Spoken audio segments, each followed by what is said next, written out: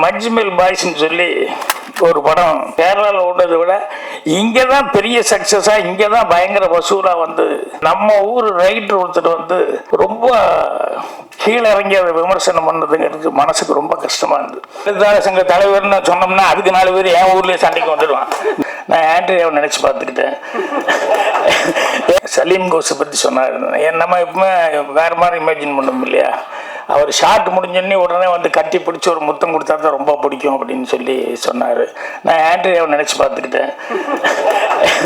Andrea அப்படி சொல்லியிருந்தா எப்படி இருந்திருக்கும் இல்லை, சொல்லும்போது நம்ம நினச்சி பார்ப்போம் இல்லையா, அந்த மாதிரி நினச்சிக்கிட்டேன். அப்புறம் படத்தில் வந்து உண்மையிலேயே அவர் சொன்னது வந்து ஆண்ட்ரியா எந்த அளவுக்கு அதில் ஸ்ட்ரெயின் பண்ணியிருக்காங்க, எவ்வளோ அக்கறையோடு இதில் நடிச்சிருக்காங்க, எவ்வளோ ஈடுபாடு இருந்திருக்கு அப்படிங்கிறத வந்து அவர் சொல்லும்போது புரிஞ்சுட்டேன். அதுக்கு முன்னாடியே வந்து எனக்கு மற்றவங்ககிட்டலாம் பேசும்போது கூட ஜான் மேக்ஸு, அவங்க ஆண்டனி தாஸ், இவங்க அந்த டீம்கிட்ட பேசும்போதெல்லாம் கூட அவங்க அவ்வளோ ஈடுபாடோடு நடித்தாங்க அப்படின்னு சொல்லி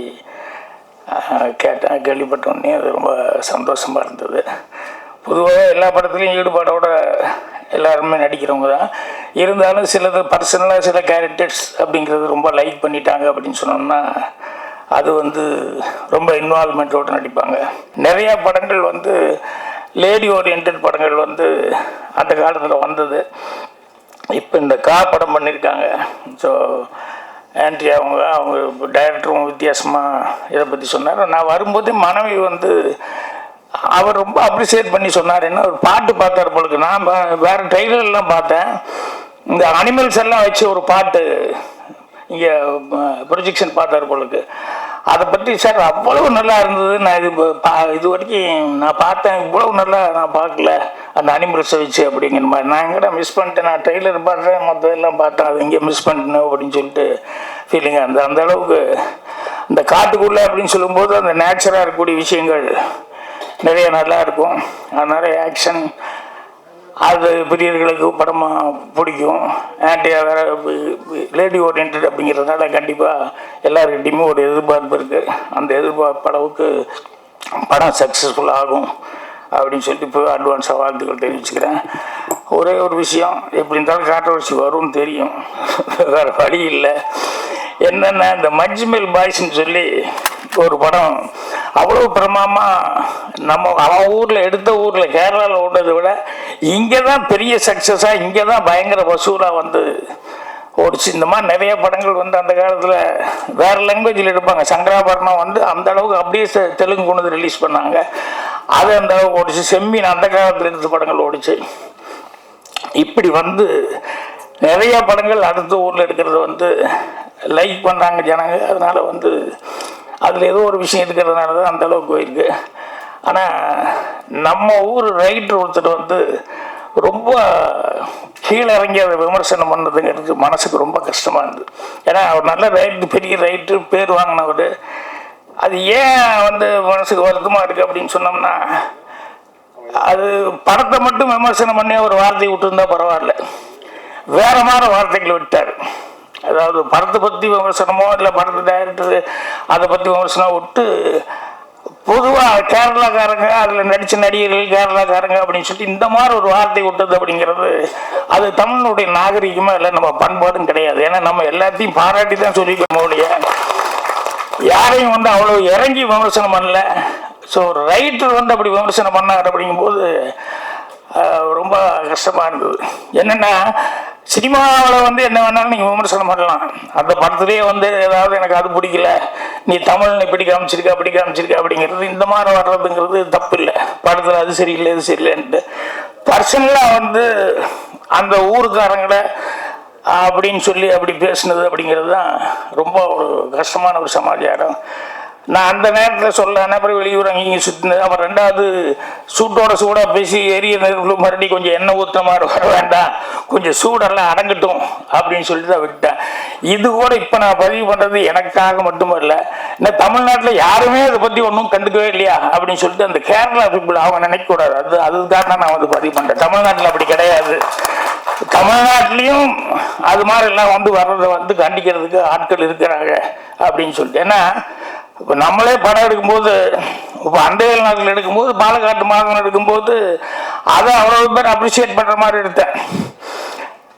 அது பாராட்டினாங்க. அதே நேரத்தில் வந்து சின்ன வீடு படத்தில் ஒரு கேரளாக்கார பொண்ணை பின்னால் போய் டாவடிச்சுட்டு இருப்பேன். ஓமலால் கண்டு யான் பூங்கினா இல்லை அப்படின்னு சொல்லிட்டு பின்னால் போய் டாவடிச்சுட்டு இருப்பேன். அதெல்லாம் பண்ணுவேன் அப்படிங்கிற மாதிரிலாம் பண்ணுவேன். ஸோ அதுக்கு விமர்சனங்கள் வர்றது உண்டு.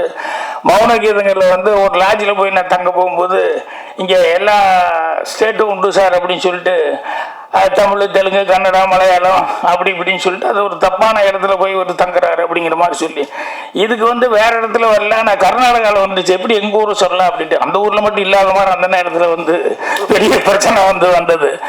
இப்படி ஒவ்வொரு ஊர்லேயும் ஒவ்வொரு அப்ஜெக்ஷன்கள் ஏதாவதெல்லாம் பிரச்சனையெல்லாம் வர்றது உண்டு. இது இவர் சொன்னதுங்கிறது அந்த பர்சனலாக அவங்கள அட்டாக் பண்ணாமல் இருந்தால் நல்லா இருந்திருக்கு. அதை அட்டாக் பண்ணதுனால நிச்சயமாக அதெல்லாம் அவங்க மைண்டில் ஏறும். ஏன்னா நிறைய பேர் டெக்னீஷியன்ஸ் இருக்கான், ஆர்டிஸ்ட் இருக்கான், எல்லாத்துக்குமே அது மைண்டில் இருக்கு. ஏன்னா நமக்கு இன்னைக்கு தமிழ்நாட்டில் இருக்கிறவங்க எல்லா இடத்துலையும் தெலுங்குல நம்ம டெக்னீஷியனுக்கு இருக்கிற மரியாதை அதுக்கு தெரியும். அதே மாதிரி பாம்பேயில் இருக்கிறவங்க நம்ம தமிழ் ஆளுங்க அப்படின்னா டெக்னீஷியன்ஸ்னு எவ்வளோ மரியாதை கொடுக்குறாங்க அப்படிங்கிறது தெரியும். அந்த மாதிரி எல்லாரையும் நம்ம இங்கே இருக்கிற போன ஆளுகளையும் மரியாதை கொடுக்குறாங்க. இப்போ உதயகுமார் மற்றவங்க தான் பேசுன மாதிரி சலீம் கோஸ்னா அவர் யார் என்ன வந்தாலும் டேலண்ட் இருந்ததுன்னா சொல்லி மரியாதை கொடுக்குறாங்க. அந்த மாதிரி மரியாதை கொடுக்குறாங்க. அதே மாதிரி கேரளா பீப்புளில் அவங்க ஊரில் பெரிய டைரக்டர் இருந்தால் கூட தமிழில் ஒரு படம் பண்ணுறது மிகப்பெரிய கௌரவமாக நினச்சி ஒவ்வொரு டைரக்டரும் ட்ரை பண்ணுறாங்க இங்கே. ஸோ நம்ம ஆளுகளும் அவங்களுக்கு வாய்ப்பு கொடுத்துருக்காங்க. தமிழ்லேயே அதே மாதிரி நிறைய படம் பெரிய ஹீரோஸ் விஜய் முதல் கொண்டு எல்லா பெரிய ஹீரோஸ் எல்லாம் வச்சு சக்ஸஸ் பண்ணிட்டு இருக்காங்க. ஸோ அதனால் எல்லா டெக்னீஷியனுங்களும் நல்ல டெக்னீஷியன் எங்கே இருந்தாலும் எல்லாருமே எல்லாம் அப்ரிஷியேட் பண்ணி பண்ணுவாங்க. அதனால் இந்த விமர்சனம்ங்கிறது எனக்கு ஒரு வருத்தமாக இருந்தது. அதனால் தமிழ்நாடு சார்பில் யாரும் பேசலையே பிடிக்கலையேன்னு சொல்லிட்டு அவங்க நினைக்கக்கூடாது அப்படிங்கிறதுக்காக தான் இந்த பதிவு பண்ணேன். நாளையிலேருந்து கொஞ்சம் நிறையா இதை பற்றி கூறணும்னு நினைக்கிறேன். கொஞ்ச நாளாக பத்திரிக்கை மேட்ரு இல்லாமல் இருந்தது, அதாவது என்னை பற்றி இல்லாமல் இப்போ இந்த மேட்ரு வந்துருச்சு. அதனால் எழுத்தாளர் சங்க தலைவர்னு சொன்னோம்னா அதுக்கு 4 பேர் என் ஊர்லேயே சண்டைக்கு வந்துடுவான். நீங்கள் தனிப்பட்ட முறையில் சொல்ல வேண்டியதானே, நீங்கள் எப்படி எங்களையெல்லாம் சேர்த்துக்கிட்டீங்க அப்படின்னு கேட்டா. அதனால் தலைவராக நான் சொல்ல விரும்பல. பாக்யராஜா பர்சனலாக சொன்ன எது வந்தாலும் நம்ம வாங்கி கட்டிக்கலாம் அப்படிங்கிறது கேட்டா, வேற ஒன்றும் இல்லை. ஏன்னா இதில் போய் எழுத்தாளர் சங்கத்தை எல்லாம் நான் சேர்த்துனேன்னா அவங்களுக்கெல்லாம் கொஞ்சம் யாருக்காவது சில பேர் கரெக்டு தான் அப்படி. ஏன்னா ஒவ்வொரு இடத்துலையும் ஒவ்வொரு மாதிரி இருக்கிறாங்க ஆட்கள். அதில் தமிழில் பேசணுன்னு இப்படி தரக்குறைவாக பேசிட்டாங்க, தமிழ் ஆளுகளை தப்பாக காமிச்சிட்டாங்க, அப்படி சில பேர்த்துக்கு கொஞ்சம் கோவம் இருக்கத்தான் செய்யும். அவங்களுக்கு சொல்லுன்னு அது இல்லை அது கரெக்டு தான் அப்படின்னு கூட நினைப்பாங்க. அதனால் என்ன படத்தை பற்றி விமர்சனம் பண்ணலாம், எது பண்ணாலும் தப்பு இல்லை. அந்த படத்துலேயே இந்த மாதிரி விமர்சனம் பண்ணுறதுக்கு இடங்கள் இருந்தது. அதை பர்சனலாக பேசுனதுங்கிறது ரொம்ப கஷ்டமாக இருந்தது. அதனால் நானும் ஒரு ரைட்டுங்கிற முறையில், ஏன்னா எல்லா ஊர்லேயும் எல்லாரும் எல்லா படமும் பார்த்துட்ருக்காங்க, எல்லா டெக்னீஷியனுக்கும் எல்லா ஊர்லேயும் மரியாதை இருக்குது. அப்படிங்கிறதுனால இவ்வளோ பெரிய ரைட்டு இவ்வளோ பேர் எடுத்தவர் இப்படி பேசுனதுங்கிறது வருத்தமாக இருக்குது. அதை தான் பதிவு பண்ண விரும்பினேன். மற்றபடி படத்தினுடைய வெற்றிக்கு என்னுடைய வாழ்த்துக்கள். தயாரிப்பாளர், டைரக்டர், இன்னும் அந்த மாதிரி ஆர்டிஸ்ட், டெக்னீஷியன்ஸ், சுந்தர்பாபு முதல் கொண்டு எல்லாருமே இதில் ஒர்க் பண்ணுவாங்க. எல்லாத்துக்குமே நல்ல பேர் கிடைக்கணும், இந்த படம் சக்ஸஸ்ஃபுல்லாக இதே மாதிரி ஃபங்க்ஷன் பண்ணணும்னு சொல்லி என்னுடைய வாழ்த்துக்கள் தெரிவிச்சுக்கிறேன். நன்றி, வணக்கம்.